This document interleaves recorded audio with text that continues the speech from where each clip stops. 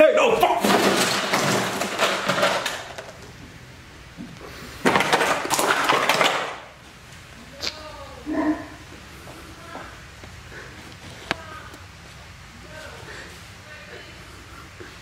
Someone explain to me what happened.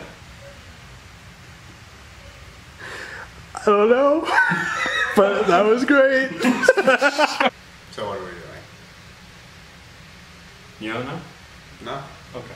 So, hey guys, welcome back to our channel. As you've probably noticed, we haven't been uploading as much as we used to. That isn't due to any kind of lack of interest or like we're burning ourselves out or anything. It's just with the end of summer comes, you know, the winter months, and with the winter months comes the rainy days, and with the rainy days comes, you know, it just makes it harder to film. So we're in Oregon, so when Yeah. it rains, it pours. And I just wish the old man would just stop snoring. You don't get that? I get it. I'm not any happier about it. I guess what I'm trying to get at is, even though we won't be uploading as much, we're still going to be uploading as much as we can with the weather that we have. We just have to try to film more indoors, and I don't have that many plans for indoor films, but we'll make it work. So, with all that being said, how about I show you around my workshop?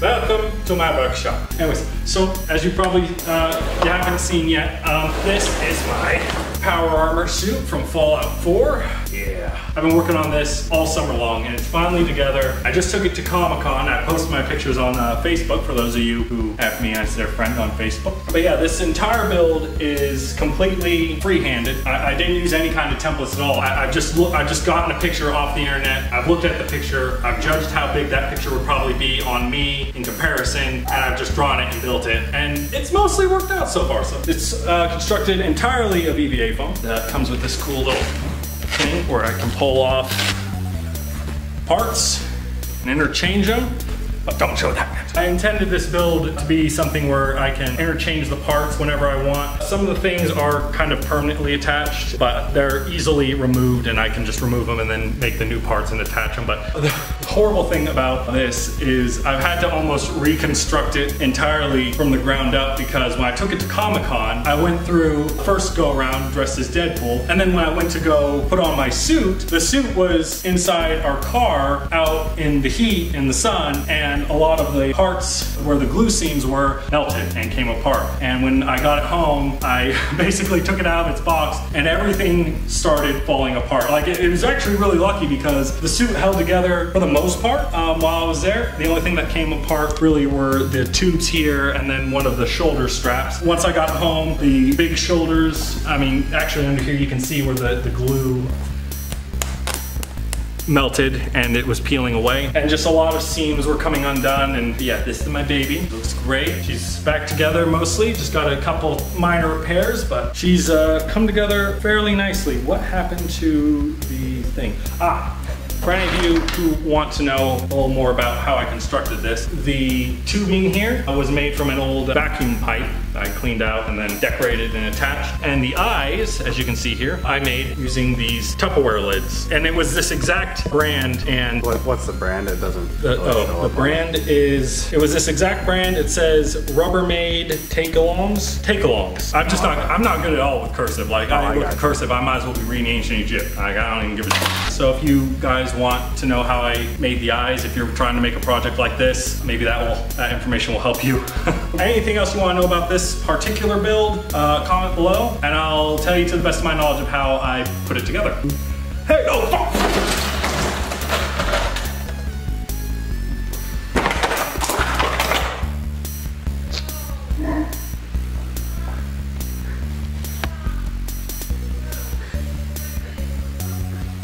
Someone explain to me what happened.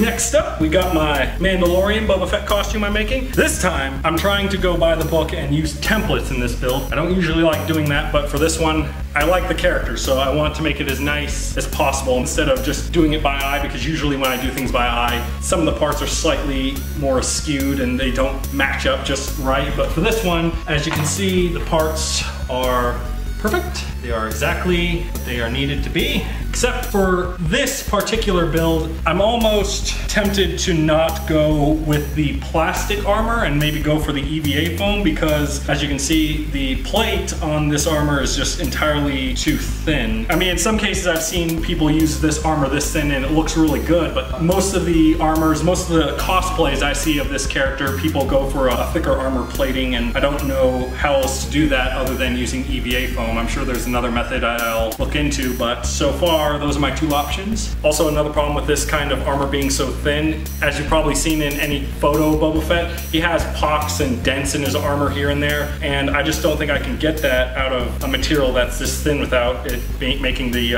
armor so fragile and weak that I'll just bust through and break a hole in it and make it not look as nice. So I'm gonna try to avoid that. But if all else fails, I can just use these as templates for future builds to come, which will be nice. So that is my Boba Fett armor that I have so far.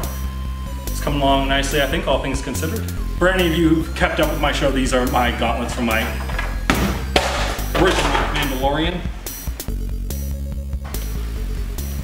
Anyways, so here is my droid, my astromech droid that I built from the Star Wars television series Rebels. This is the astromech droid known as Chopper. Again, entirely made of EVA foam with some little add-on trinkets like the wiring that, oh, there's one that came off there, but also I don't know what this thing is. I found this in like an abandoned warehouse. I don't know what it is entirely, but it looked cool as a gizmo inside the body. The eyes, the biggest eye, I used a old spray paint lid. The little ones are made from actual bug spray can lids, like the fogger can lids. It's funny, I was actually able to get this droid's exact size indirectly because I looked across the internet trying to find out how big this droid was, and I couldn't for the life of me find any source that gave a direct measurement of him that wasn't his toy model size. So what I did was I found a picture of him and his entire crew, and what happened was there's actually measurements to tell how tall each of the crew member was, and one of them, I think it was Kanan, he was 6'4", something like that, and I'm about that same exact height. So I took the picture of that, and I took Chopper, and I brought him up close to Kanan, and I viewed how big he was compared to Kanan in the picture, and I measured that area to myself, and I used that as the basis of how big he needed to be. So he's probably not the exact size he's supposed to be, but he is damn near close enough, as you can see, because look. So those are just a few things in my workshop, and if you'd like to see more, please comment below, ask to want to see more, and I will adhere to that request as best as I can. See you next time.